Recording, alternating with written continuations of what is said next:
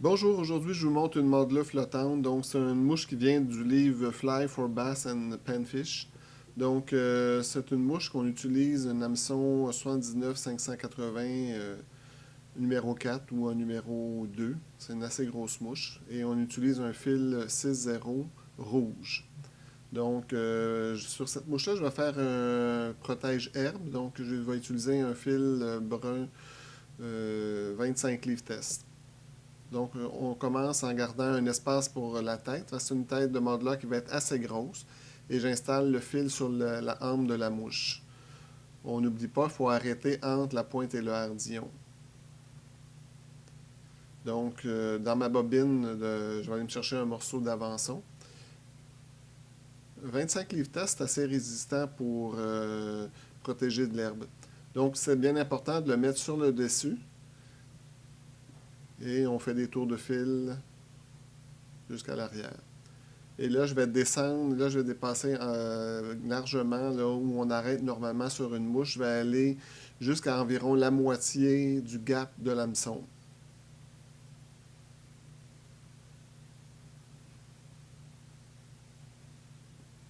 Voilà, ça c'est assez. Et on revient, on fait attention avec notre fil pour ne pas accrocher la pointe de l'hameçon, ça pourrait briser le fil. Donc j'ai mis la vidéo en accéléré. Pour solidifier cette mouche-là, je vais mettre un petit peu de colle sur le gap où est installé le protège-herbe. C'est un mode-là que j'aime beaucoup pêcher dans les joncs, donc je mets un protège-herbe dessus. On peut l'essayer dans différentes couleurs. Donc, pour qu'elle flotte bien, j'utilise un sel foam. Donc, un petit morceau, je vais prendre une lisière, je vais la mesurer. Je vais enlever à l'avant, je vais enlever une petite pointe là, pour qu'elle s'attache bien.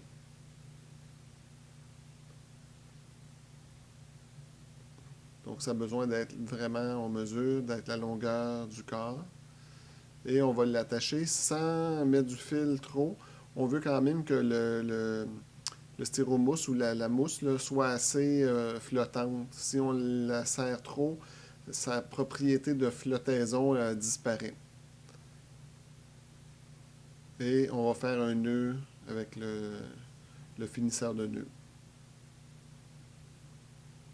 Donc, on va aller chercher dans un tube de millard A, grosseur moyen. Je vais aller me chercher, je vais mesurer la longueur que j'ai besoin. Donc, je vais regarder quelle longueur j'ai besoin. Je mets mes doigts comme marqueur et je vais couper avec les ciseaux. Et dans ce tube-là, pour les gens qui n'ont jamais utilisé ce genre de tube-là, il faut enlever les espèces de petits brins de corde. Une fois que c'est fait, on, on- on installe ce tube-là par-dessus notre, notre chose de flottaison. Donc, c'est délicat. On essaie de ne pas trop le briser. Et on va l'attacher à l'arrière avec un fil rouge. Comme si on faisait une saucisse dans le fond. On va l'attacher à l'arrière.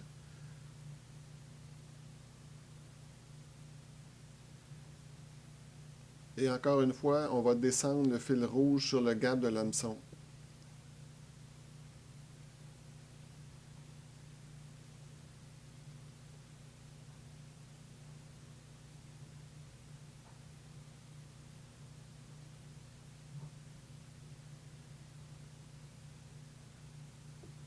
Cette tache rouge-là donne l'impression au poisson que ce petit poisson-là il est attaqué et qu'il est sanguignolant. Il y a un petit peu de sang.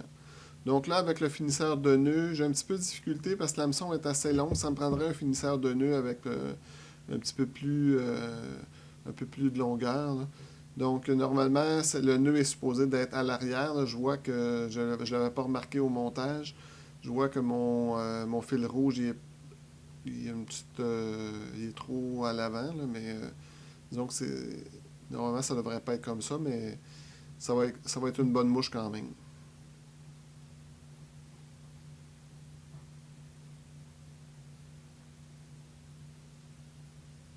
Je vais passer déjà. Je vais regarder, voir. Ouais, j'avais pas regardé au début si la longueur que j'avais pris pour mon anti-herbe était assez longue. Je voulais le valider avant d'aller plus loin dans la mouche.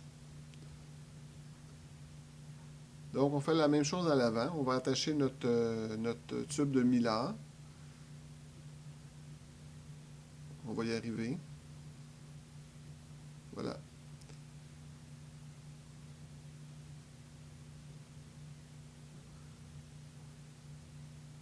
En même temps, cette tache rouge-là à l'avant, ça va faire comme des branchies sur le poisson.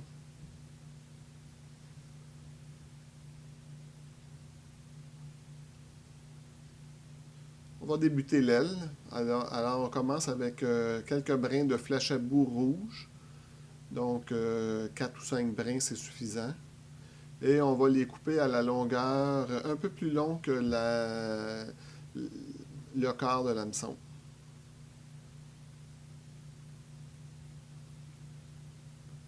On va mettre ensuite une pincée de verre. 3-4 brins, c'est assez. Et on va couper aussi à l'arrière. Et on va finaliser avec une pincée de flèche à bout, mais de couleur or. Donc ça, c'est la sous-aile, si on veut. On va solidifier le tout comme il faut. On regarde la longueur pour qu'elle soit bonne. Donc un quart de pouce à l'arrière, c'est bon. Ensuite, j'installe une plume de marabout jaune. Évidemment, on peut varier les couleurs en prenant, par exemple, le tube de Mylar, on peut le mettre plutôt argent.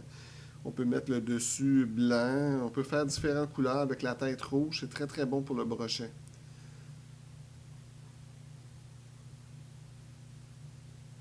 Là, je suis dans les couleurs assez originales, là, imaginées par Whitlock's. Donc, on va solidifier cette plume de marabout comme il faut. Et on va installer la coiffe ou le dessus de l'aile. Donc, c'est 6-7 brins de flèche à bout or. Ça donne énormément de brillance dans l'eau. Ça fait comme des petits écailles de poisson, si on veut. On regarde si c'est bien sur le dessus. Et on va finaliser le tout en mettant... On va aller chercher dans des Earl de Pan dans un petit sachet. Donc, on va en prendre quelques-uns. Donc, tout le monde connaît le Earl de Pan. C'est assez brillant. Donc, ça imite le dos foncé d'un petit mené ou d'un petit poisson. Donc, on sélectionne 4 ou 5 brins de la même longueur qu'on met par-dessus.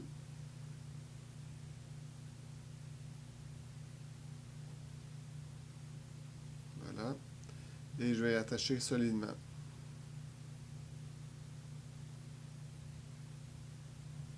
Je regarde toujours pour voir si le matériel est sur le dessus de la mouche. C'est important.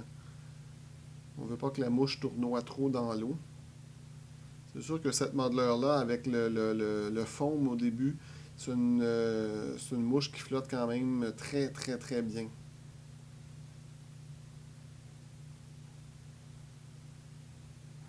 Donc là, on va construire vraiment ce qu'on appelle les branchies du poisson.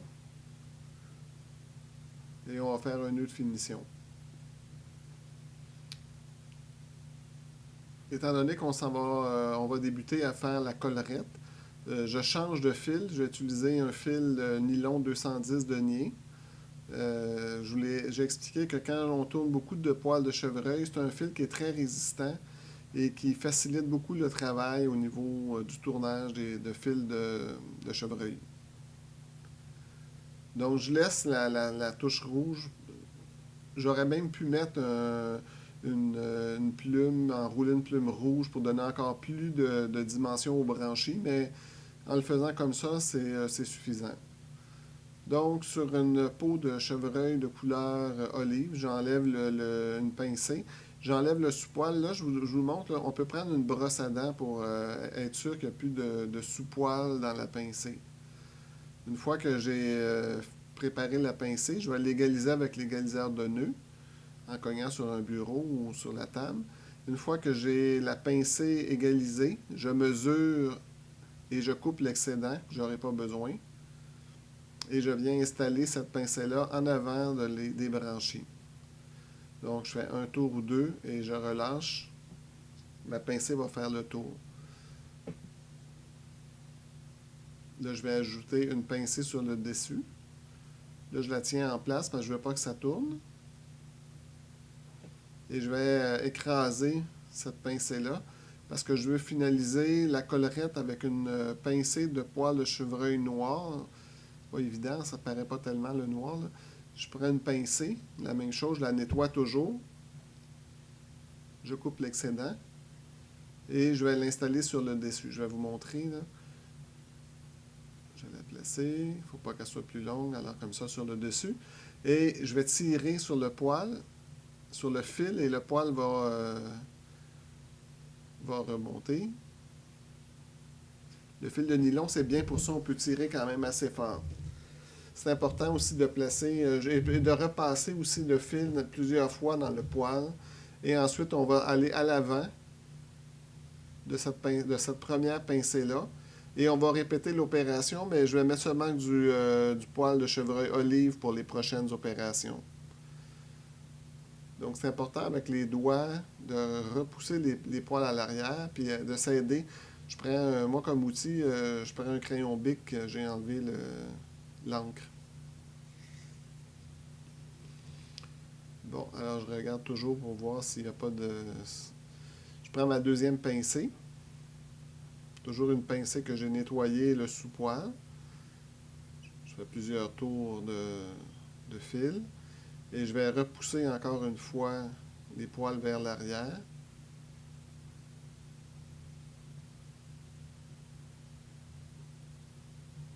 Je vais faire le plus de place possible sur ma hampe. Il me reste de la place pour une toute petite pincée. Donc, je vais me préparer une autre pincée. Voilà. Et je vais l'installer sur le dessus. Ça, c'est la pratique. À force d'en faire beaucoup, on finit par se réussir. Donc, c'est important de pousser les poils vers l'arrière et de finaliser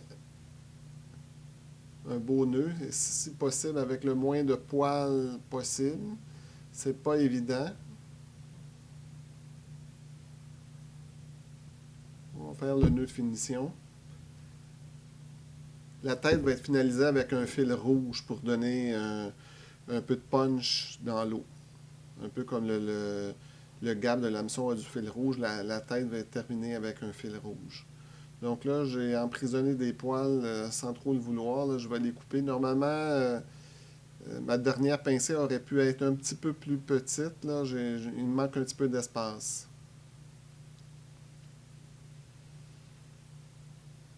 Donc, on va débuter le taillage, comme j'ai expliqué dans une autre vidéo.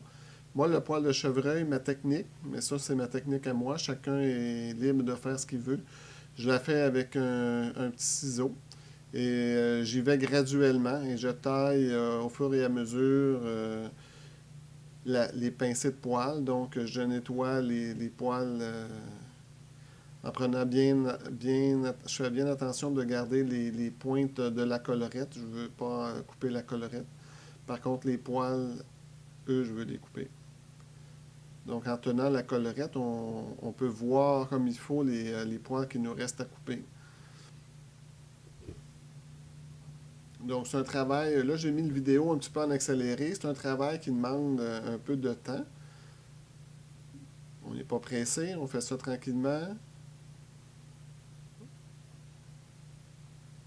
On y va graduellement. Bon, ça s'en vient. Donc, il me reste encore quelques poils, je regarde. Le dessous, je vais le couper un peu plus.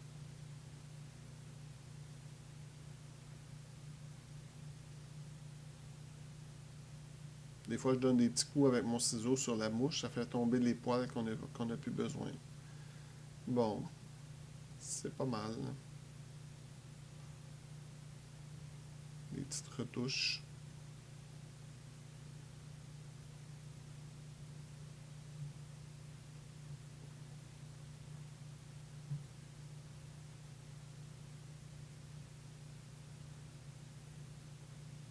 je pense qu'on est prêt à installer notre fil rouge sur le devant. Donc ce fil-là, il va nous servir aussi à attacher le protège-herbe.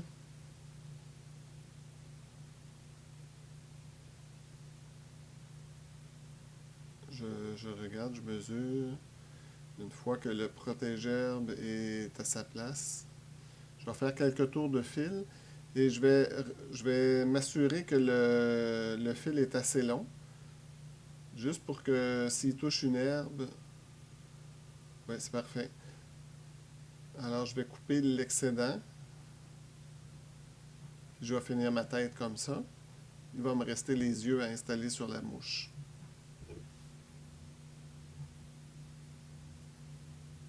Comme il y a un protège-herbe, je mets quand même pas mal de fil. Je ne voudrais pas que que ça se défasse en situation de pêche. C'est toujours plate de perdre une mouche après avoir pris un ou deux poissons parce qu'elle est brisée. Surtout si on pêche le brochet avec. Moi, j'ai surtout pêché l'achigan, mais le brochet, si on l'a fait avec une hameçon un peu plus grosse, c'est très très bien. Bon. Il est toujours temps de refaire des petites retouches. J'enlève les petits poils là, qui m'énervaient.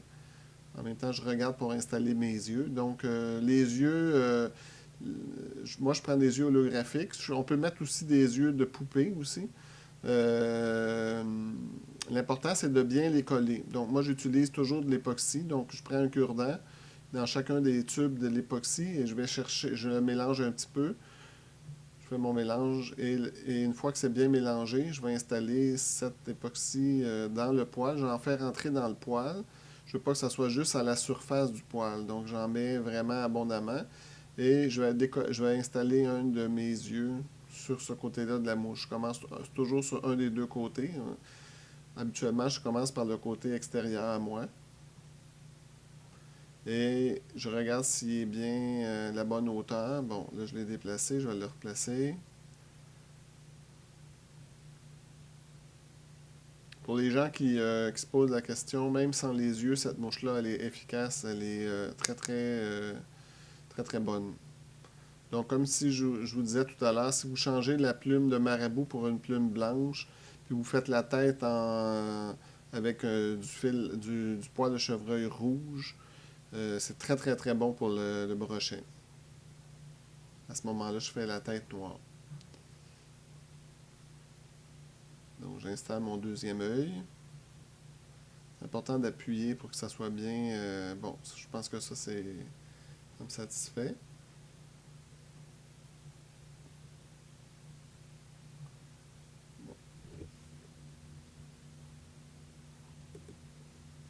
Alors voici une Whitlock. Je regarde comme il faut sur tous les côtés. Alors je vais mettre ma goutte de colle finale sur la tête pour être sûr que ça ne se défasse pas. Il y en a qui peuvent mettre un petit peu d'époxy aussi. Donc c'est la Whitlock's Floating Muddler. Donc c'est une mouche très très efficace pour la pêche à l'achigan. Alors je vous souhaite une bonne saison de montage. On profite de l'hiver pour faire notre montage de nos mouches, en attendant l'été qui arrive l'année prochaine.